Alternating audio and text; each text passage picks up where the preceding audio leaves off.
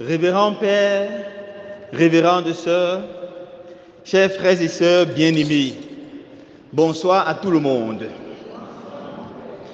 Comme le doyen vient de le dire en introduction, le thème de notre conférence, notre dernière conférence de Carême pour cette édition 2024 est celui-ci.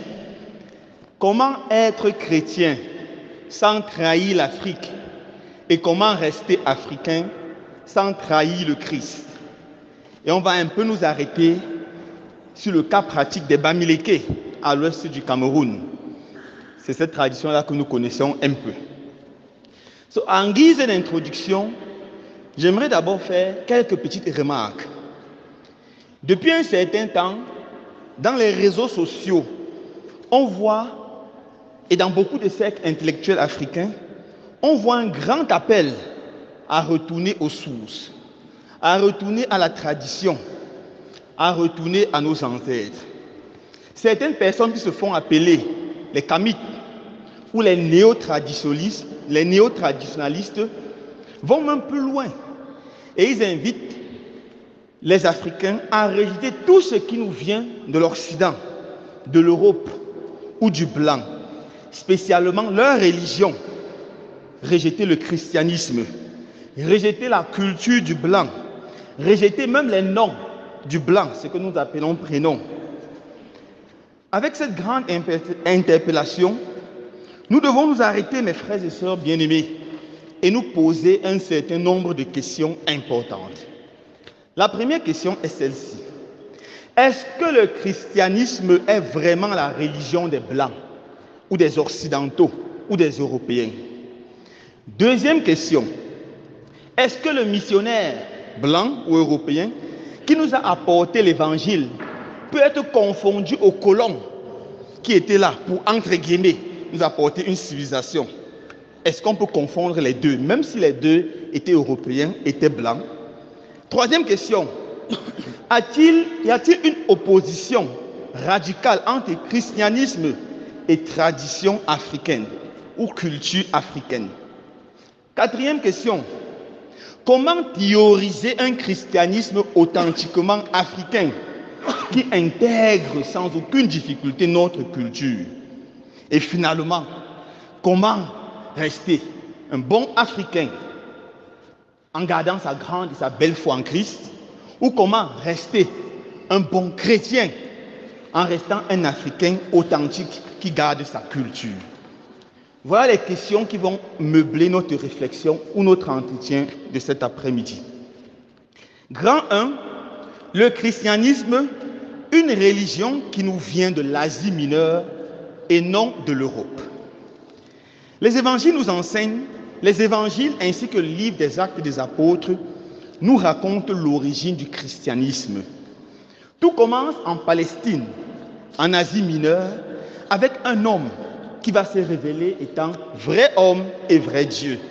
Il s'appelle Jésus-Christ. Pendant son ministère public qui a duré 3 jours, qui a duré 3 ans, il va rassembler autour de lui des disciples. Avant de mourir, il va promettre d'envoyer le Saint-Esprit. Et avec la puissance du Saint-Esprit, ses apôtres iront dans le monde entier prêcher l'Évangile. Et avant l'ascension, il donne un mandat clair. Aller dans le monde entier, dans tous les pays, tous les continents, et là proclamer la bonne nouvelle.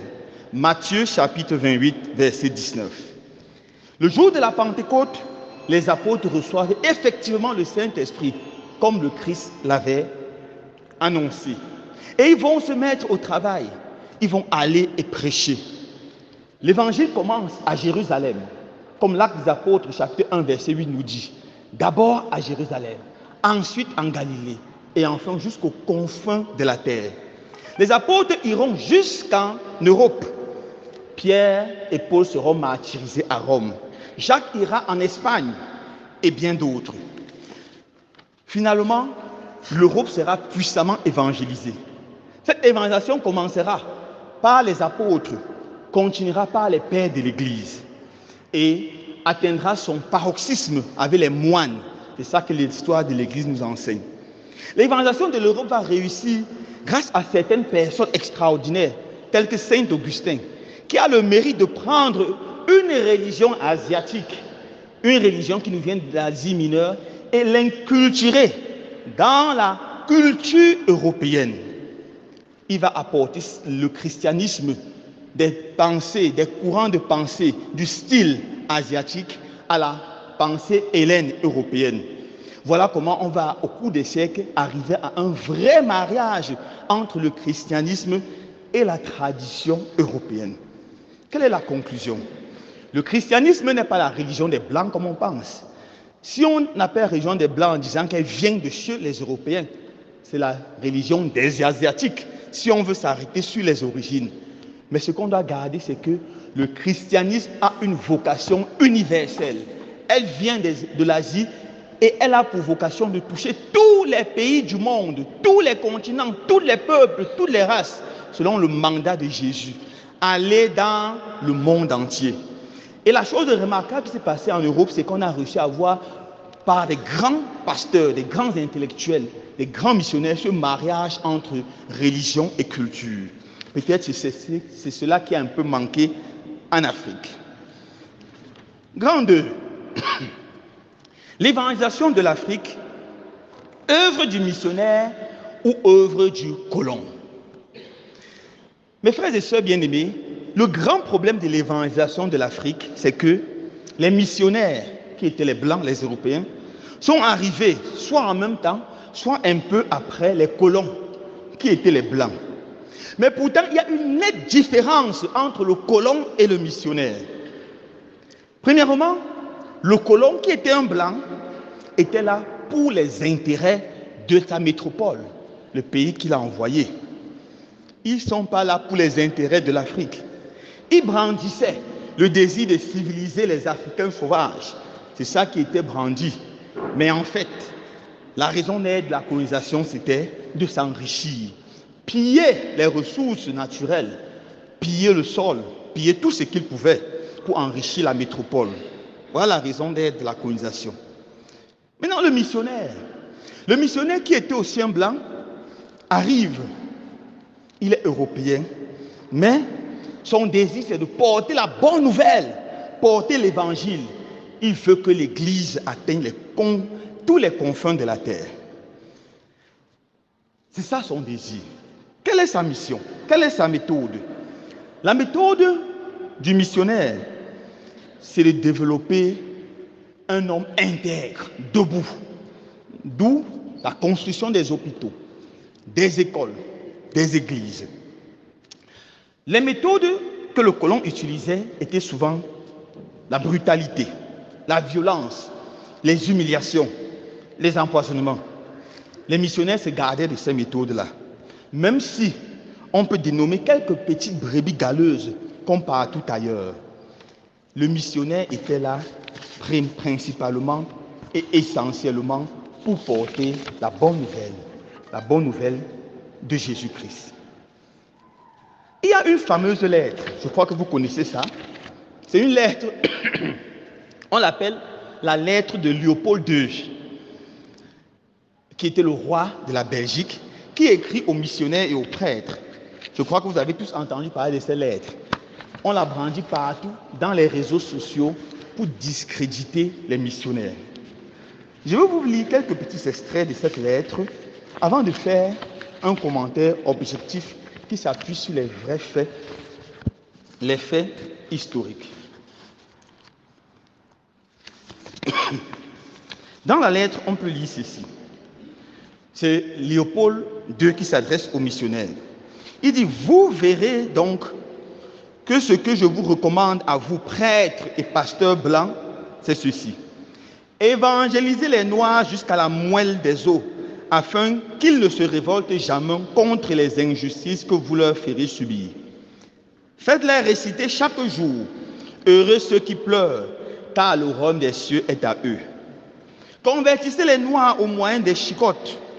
Gardez leurs femmes à la mission pendant 9 mois, afin qu'elles travaillent pour vous.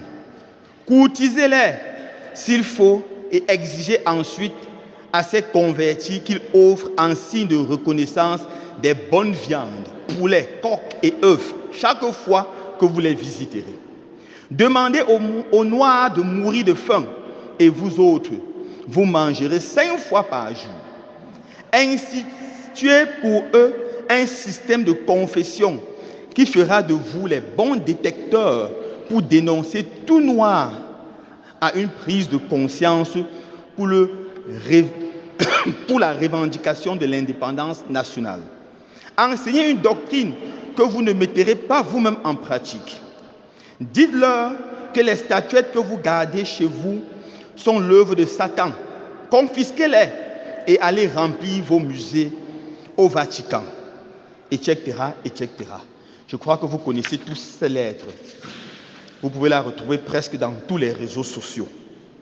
Alors, quelques remarques critiques concernant cette fameuse lettre de Léopold II.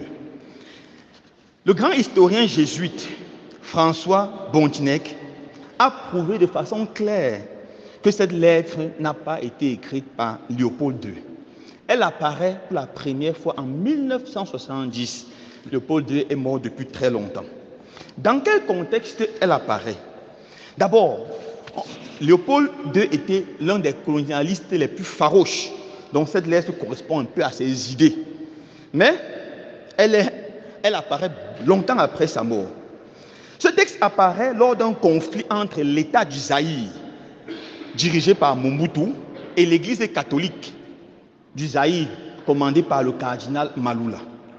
En 1971, Maloula lance un grand projet d'africanisation et d'inculturation de l'évangile extraordinaire. Pour Maloula, on doit dire l'évangile aux Africains en termes africains. Il a même le grand mérite d'avoir fait valider par le pape Paul VI une liturgie qui existe jusqu'aujourd'hui, différente de notre rite romain. Au Congo, ils ont le rite zaïrois de la messe. Donc c'est un cardinal qui a travaillé beaucoup dans l'inculturation. Mais Maloula critique fortement Mobutu, qui était un dictateur terrible. Et il s'oppose à l'idée de Mobutu d'imposer dans toutes les écoles l'enseignement d'une doctrine qu'on appelait le momboutéisme, qui consistait à chanter les louanges de Mobutu. Maloula interdit cela dans les écoles catholiques et les séminaires. Mobutu s'élève et lance une grande campagne de sabotage et destruction de l'église catholique. C'est en ce moment que Mobutu fait ressortir cette lettre, ou sortir cette lettre, et la fait diffuser partout pour que l'église perde sa crédibilité. Mobutu, pour riposter toujours à Maloula, lance un mouvement d'authenticité. Dans ce mouvement, il interdit même les noms qui viennent des Blancs, qu'on appelle les prénoms. Dans ce mouvement, il interdit presque tout ce qui vient d'Europe et il attaque l'église catholique. Il va jusqu'à financer la fondation d'une église indépendante congolaise. Et plus tard, nous allons avoir les kimbanguistes. C'est une église qui est là jusqu'aujourd'hui. C'est dans ces églises que cette lettre va prospérer. Et on va annoncer à tous que c'est ça le projet missionnaire, c'est ça le projet des missionnaires. Venir piller, venir détruire l'Afrique. Mais en fait, c'est une diffamation, c'est un mensonge. Les missionnaires sont différents des colons. Les colons venaient piller et s'enrichir. Les missionnaires venaient porter la bonne nouvelle. Et ici, je salue avec beaucoup de respect le travail de ces missionnaires blancs qui nous ont apporté l'évangile, souvent après des très grands sacrifices. Beaucoup de statistiques montrent que beaucoup de premiers missionnaires mouraient 2 ans après leur arrivée en Afrique. Des maladies graves, à l'époque sans traitement, telles que la malaria, le paludisme, la bilharziose, les abattaient. Mais ils continuaient à venir parce qu'ils avaient ce désir de porter l'évangile. Beaucoup de ces missionnaires nous ont apporté des hôpitaux, des écoles, ont travaillé grandement dans l'éducation de nos peuples. Je leur tire un grand coup de chapeau et je dis attention, attention, faisons attention, colon est différent des missionnaires. Maintenant, je m'arrête un peu, je pose une question. Est-ce que même si Léopold II avait écrit cette lettre, est-ce que ça engage un missionnaire? Moi, je suis prêtre. Je reçois mes instructions de qui? Du gouvernement ou de mon évêque? Un ministre peut écrire ce qu'il veut. Prêtre, fais ceci, fais cela. Je n'ai aucune obligation de l'écouter ou de le suivre. En tant que prêtre, j'écoute les instructions qui viennent de mon évêque ou du pape. Je suis prêtre catholique. Maintenant, permettez-moi de vous donner une instruction de la congrégation Propaganda Fide en 1876, lorsque l'évangélisation de l'Afrique commence. Qu'est-ce que Propaganda Fide dit? C'est le dicaster pour l'évangélisation des peuples et la propagation de la foi. Qu'est-ce qu'il dit? Évangéliser les peuples africains avec amour et respect. Et ne rejeter rien de leur culture, à moins qu'ils soient profondément détestables. À moins que ce soit des rites vraiment détestables, affreux. Par exemple, des sacrifices humains ou des sacrifices graves. Voilà l'instruction qui nous vient de la hiérarchie de l'Église. Donc, je vous en prie, lorsqu'on va vous brandir le texte de Léopold II, demandez à ces personnes-là de ficher le camp avec. Grand 3. Tradition africaine. Opposition ou possibilité de mariage avec le christianisme.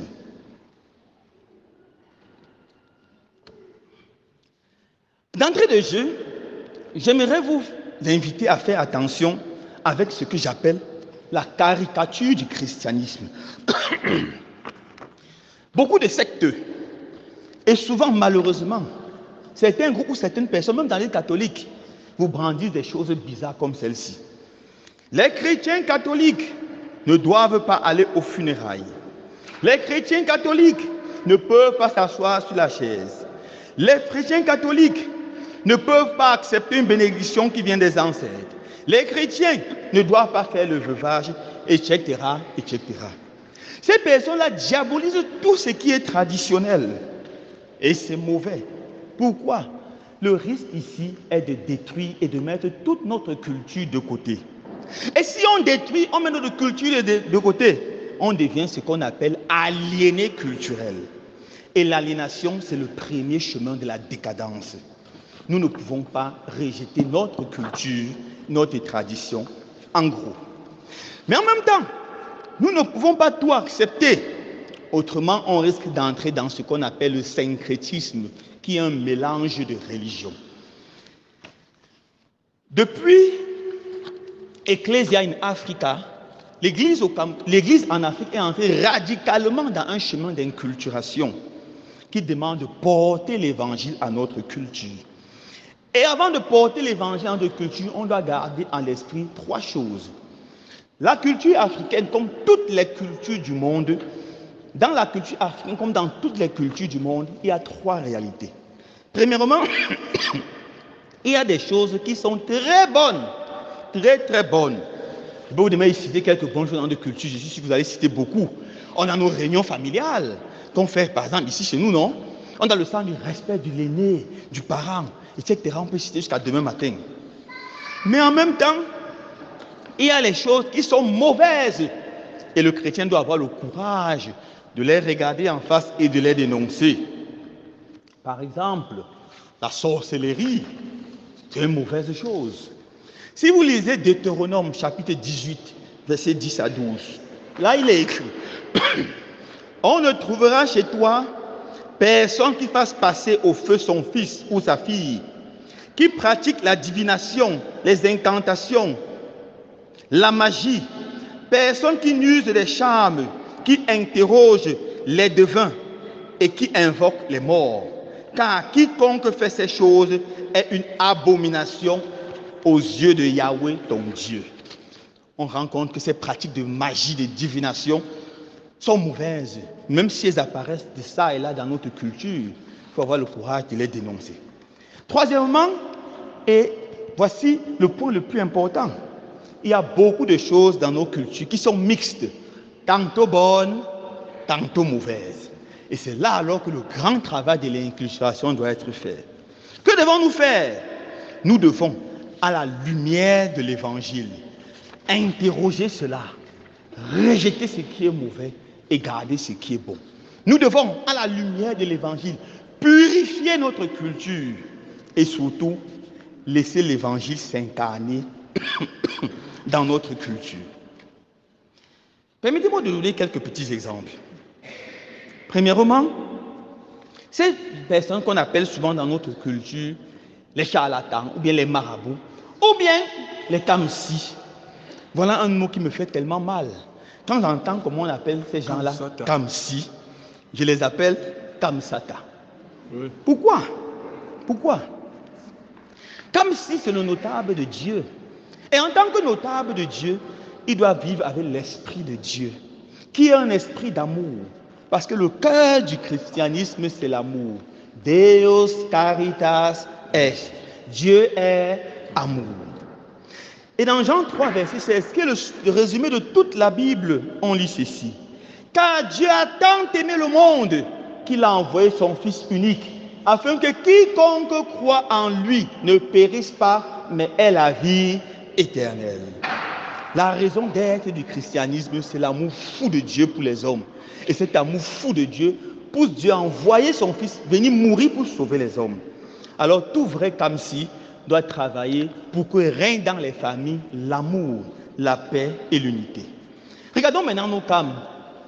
Satan. Comment est-ce qu'il fonctionne? Souvent il reste chez eux et c'est nous qui allons les visiter. On dit j'ai tel problème. Bien sûr, il commence d'abord par nous embrouiller, il va balancer les calebasses, prendre les castagnettes, balancer, jeter les choses au sol, nous embrouiller, nous mettre dans une situation, psychologique de croyance. Et ensuite, il va nous dire, peut-être tu as mal au ventre, il va dire, c'est même pas ça le problème. Le problème, c'est qu'on veut te tuer. Et ce n'est pas tout. La personne qui veut te tuer dans ta propre famille. Et ton cœur va commencer à battre. C'est ton propre frère. Et il va te dire, je vois le sang, le sang, le sang, le sang. C'est urgent. Et tu vas dire, c'est quel de mes frères? Comme ils sont très intelligents, ils te regardent. Si tu es brun, il sait que tu peux être le seul brun dans ta famille. Il y a certainement beaucoup de personnes qui sont aussi bruns. Il te dit, c'est un de tes frères, ou c'est une de tes soeurs. Elle est brune comme ça là. Et tu regardes, tu vois que tous tes frères sont bruns ou sont brunes. Et tu demandes, mais parmi eux, il y a un qui t'avait un jour mal regardé, qui t'avait un jour mouflé, avait un petit conflit. Tu dis, qu'est-ce que c'était? Il dit, exactement, c'est elle. Et à partir de ce moment, tu crois de tout ton cœur que ton frère est sorcier. Et ça apporte quoi dans la famille? La division. La division. La division. Le mot diable en grec, c'est diabolos. Et diabolos, c'est traduit en français diviseur. Le propre de Satan, c'est de diviser. Partout où il y a la division, partout où il y a la haine, sachez que Satan est présent. Si une de ces personnes vous amène à détester quelqu'un, sachez que cette personne vient du diable. Dieu n'apporte que l'amour, l'unité et le pardon. Et vous ne pouvez pas savoir la souffrance qu'une personne peut avoir dans une famille quand on le prend pour sorcier, alors qu'en fait, il n'est pas sorcier. Un petit témoignage. Quand j'étais encore à Bafoussam, un jour, je suis en paroisse, je m'apprêtais pour sortir, pour aller pour une messe. Et quand je suis sur le point de sortir, un papa entre dans mon bureau. Un papa, dans 55 ans comme ça, un monsieur mûr. Et il me dit, mon père, je voudrais vous voir, c'est urgent.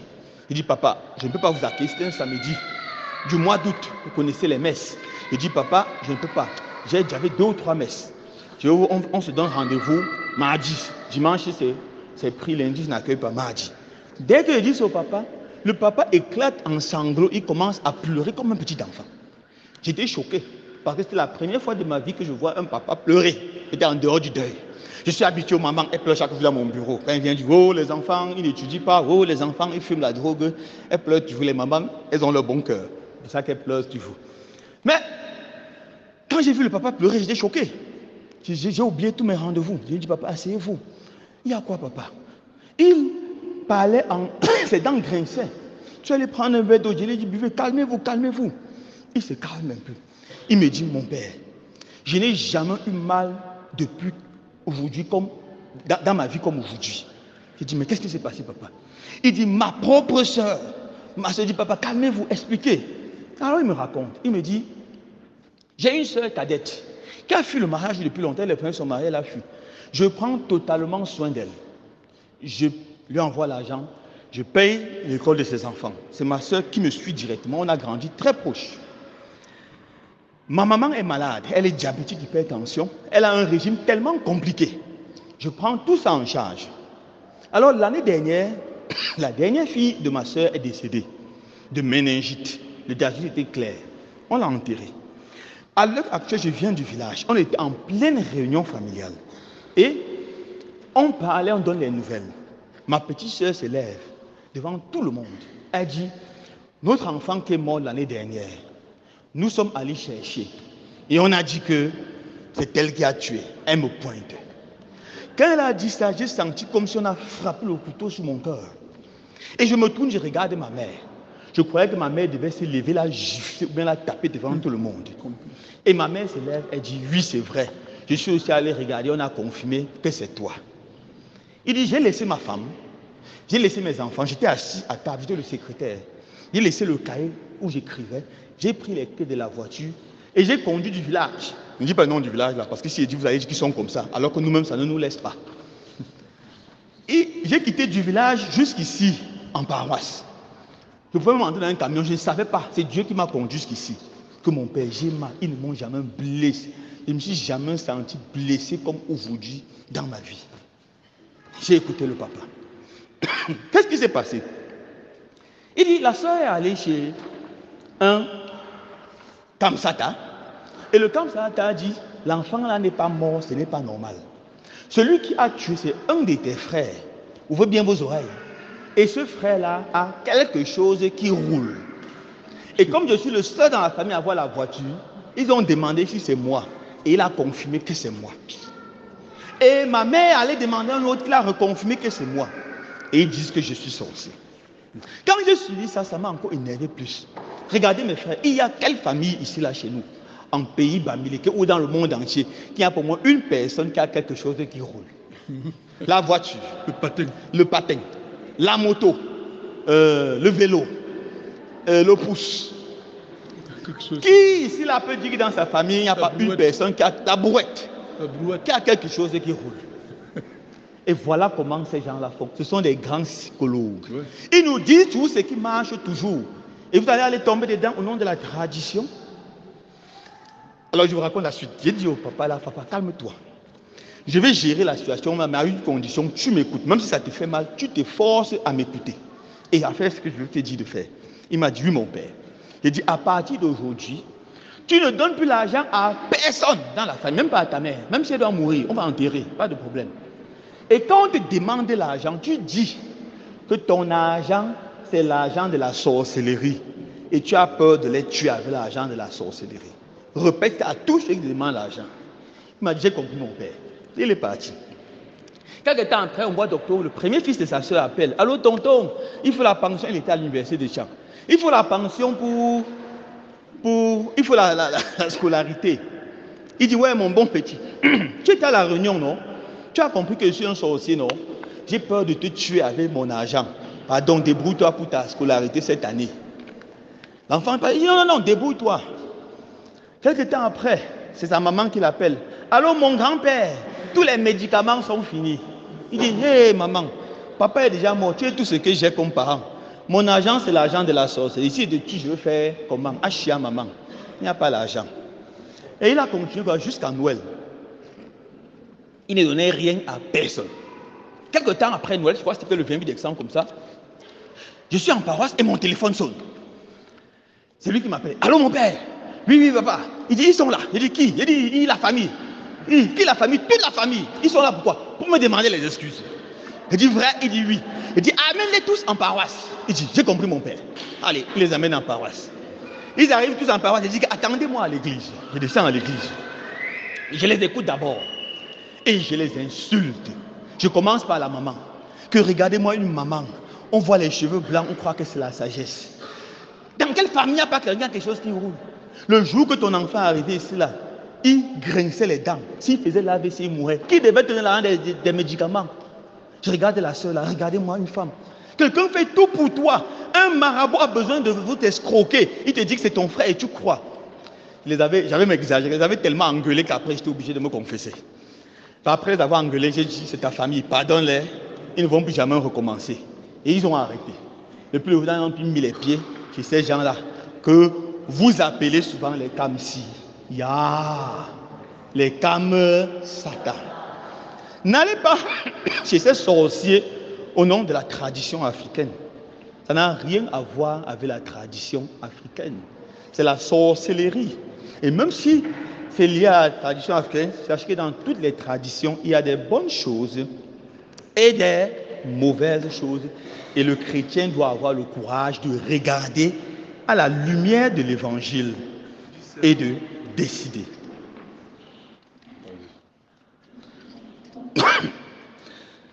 Merci. Beaucoup de rites chez nous, en pays africains, sont ce mélange de bonnes choses et de mauvaises choses.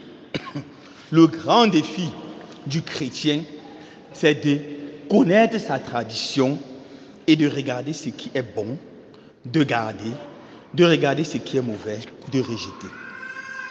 Dans Ecclesia in Africa, numéro 67, le pape Jean-Paul lui donne un devoir très important. Il demande ceci, que dans tous les séminaires, toutes les maisons de formation à la vie religieuse, tous les centres catéchétiques de laïcs, qu'on enseigne grandement la tradition et les religions africaines.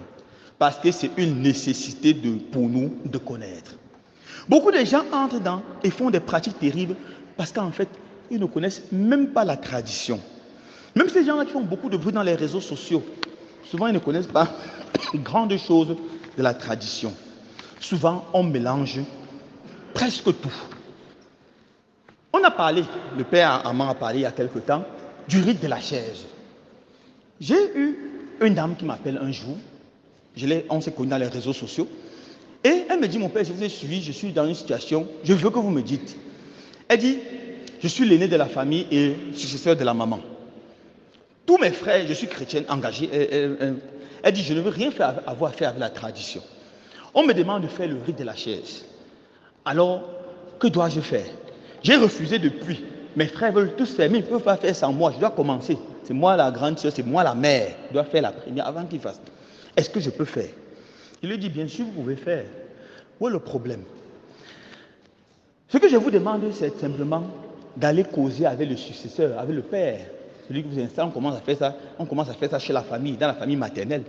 Et de lui dire, papa, j'ai envie de faire aussi avec la pression de mes frères. J'aimerais que vous me présentez tout le rite et vous m'expliquez chaque partie du rite. Écoute bien, ouvre tes oreilles, il t'explique chaque partie du rite. Et maintenant, s'il y a quelque chose dans qui contraint à ta foi, souligne. Et tu lui dis, papa, je suis d'accord, mais telle chose-là ne marche pas avec ma foi. Dis-le lui avec respect et humilité. Et demande si c'est possible d'enlever cela. Dans le cas où c'est possible, tu peux faire. Dans le cas où c'est possible, tu ne peux pas faire. Et je suis sûr qu'il va accepter parce que ce n'est pas le rite essentiel. En fait, dans ce rite-là, il y a un sacrifice. Et les chrétiens ne font pas le sacrifice. Car le dernier sacrifice que nous avons fait, c'est le sacrifice de Jésus sur la croix. Et dans 1 Corinthiens chapitre 10, versets 20 à 21, Saint Paul nous dit ceci. Ce qu'on immole aux idoles, c'est à des démons et non pas à Dieu. Or, je ne veux pas que vous entrez en communion avec les démons. Demande-lui simplement si on peut refuser cela. Elle est allée voir le grand-père, et avec beaucoup d'humilité et de gentillesse, le grand-père l'a accueilli, il lui a expliqué le rite, et il lui a dit exactement ce que j'avais dit. Il devait avoir un sacrifice dans tout le rite, mais ce n'est pas l'essentiel, parce que l'essentiel du rite de la chaise, c'est de te mettre sur la chaise. Tu deviens un adulte dans la tradition. Voilà le rite de la chaise. Parce qu'à l'époque, les enfants s'assiedent à terre. Ce sont les hommes ou les femmes, les adultes qui s'asseyent sur la chaise. Et quand tu fais le rite de la chaise, tu es déjà connu comme un grand dans la famille. C'est une situation, on te consulte aussi. C'est un problème, tu contribues aussi. Et le grand-père a accepté. Elle a fait ce rite-là. Et à la place de ce sacrifice, elle a demandé la messe. On a commencé par la célébration eucharistique qui a fait beaucoup de merveilles dans son village. Elle est venue après jusqu'à Bafoussam pour me remercier. Oui, mes frères et sœurs, on peut garder sa foi chrétienne. Garder sa foi chrétienne en restant un Africain authentique.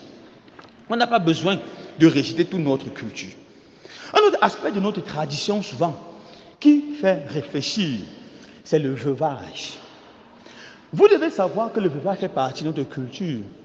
Et le veuvage en soi n'a rien de mauvais. C'est quoi le veuvage? C'est ce qu'on peut appeler en psychologie le temps du deuil.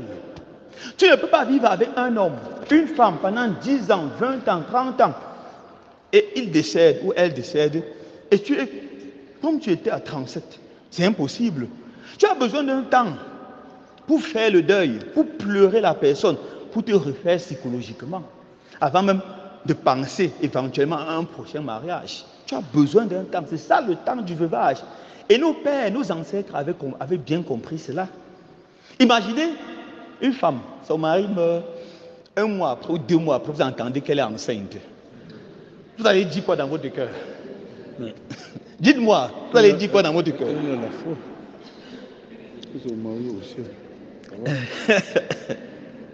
Il faut le temps pour pleurer d'abord son mari avant de penser éventuellement à un autre mariage. Mais malheureusement, dans certaines familles, pas dans toutes les familles, le veuvage est violent. Il y a des concessions où, pendant le veuvage, on demande des choses inhumaines à la femme.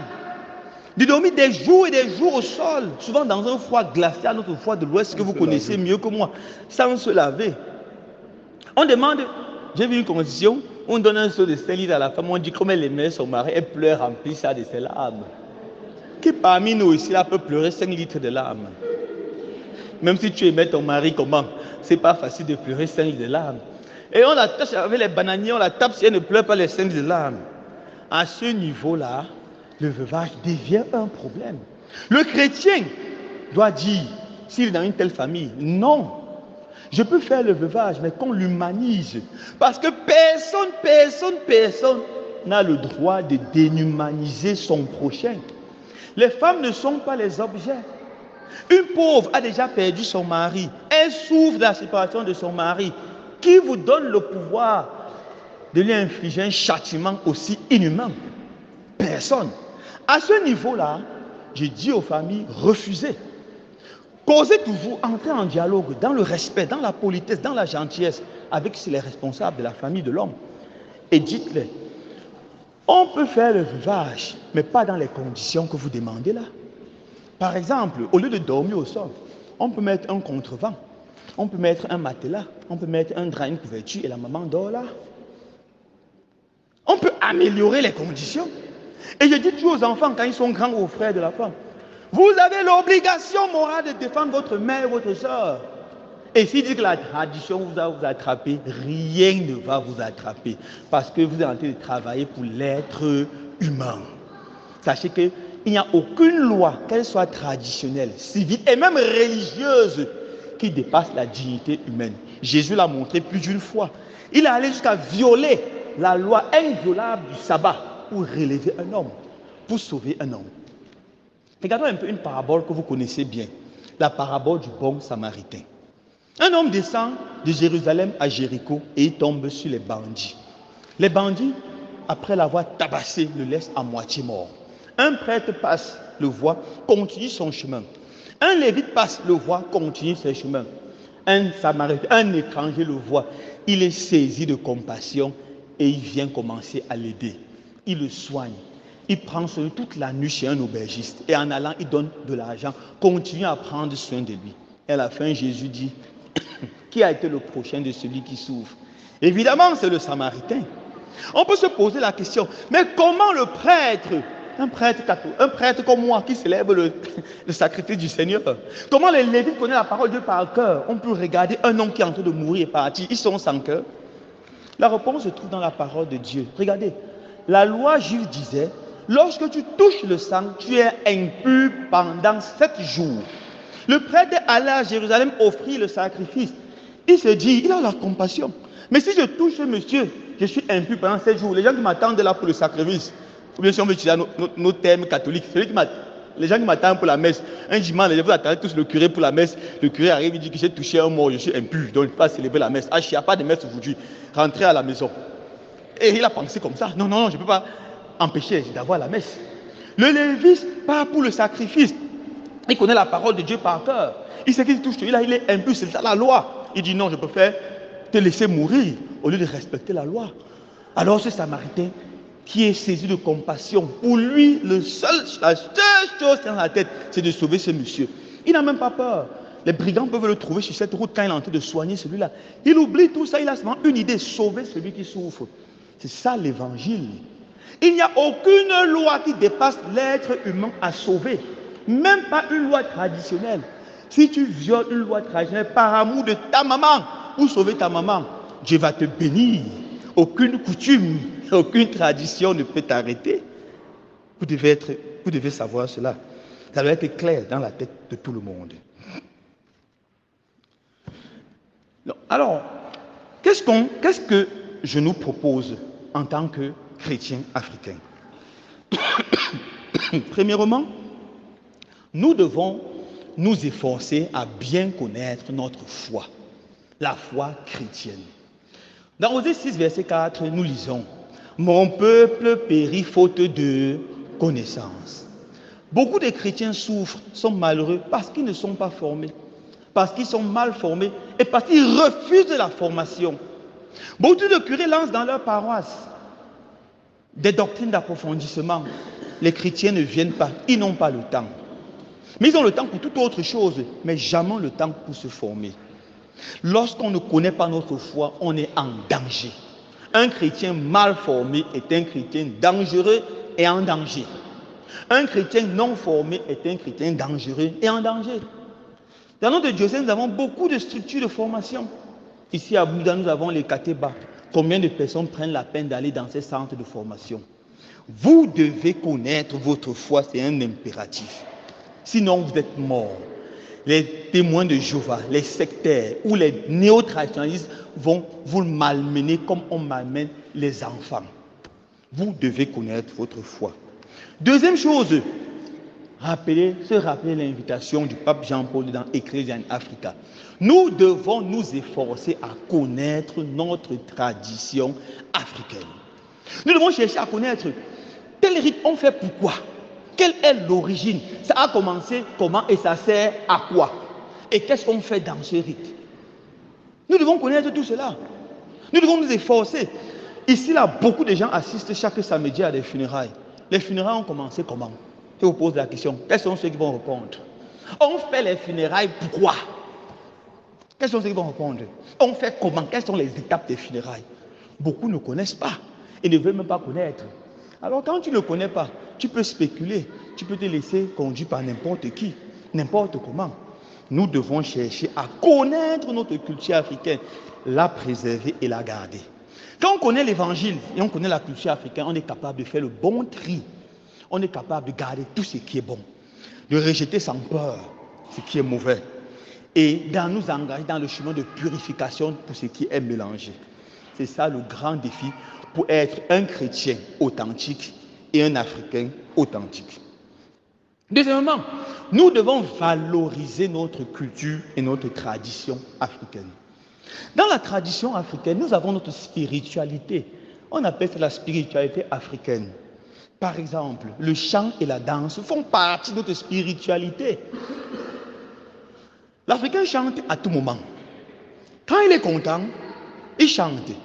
Quand il est fâché, il chante. Même quand il est en deuil, il chante. Comment est-ce qu'on annonce le deuil dans nos villages? C'est en chantant, non? Chez nous, on crie. Chez nous, on crie. On crie en chantant.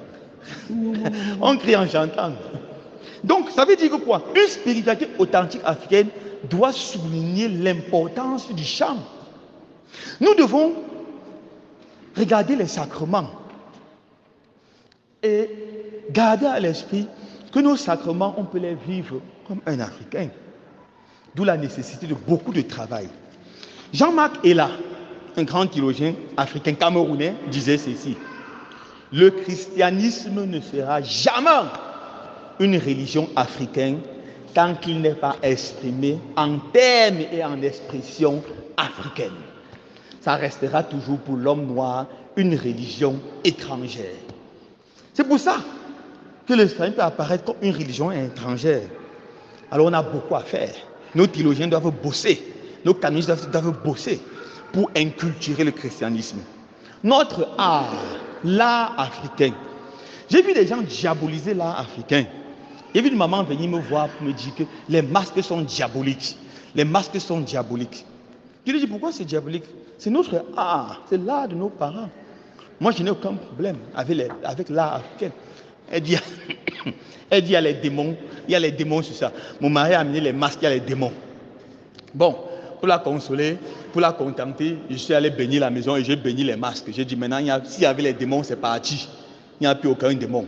Maintenant, reste tranquille avec tes masques. C'est notre art. On peut même inculturer. Voilà, regardez comment c'est inculturé ici, là, à l'église. Vous voyez la décoration. L'art africain, on doit pas avoir peur de notre art. ça fait partie de notre vie. On doit oser un christianisme africain. On doit avoir le courage de toucher les problèmes concrets de l'Afrique. Par exemple, les canonistes peuvent réfléchir sur ça. Moi, je ne suis pas canoniste. Regardez le mariage. Le mariage est célébré en 3 étapes ici chez nous. On a le mariage traditionnel, non? On a le mariage civil. On a le mariage religieux. Mais pourquoi est-ce que les canonistes ne peuvent pas aussi réfléchir sur l'idée, ça c'est une idée, c'est une idée que je lance, d'un mariage 1 en 3? Qu'est-ce qui fait l'essentiel du mariage? On nous a dit c'est l'échange des consentements. Un mariage doit être monogame et pour toute la vie, homme et femme.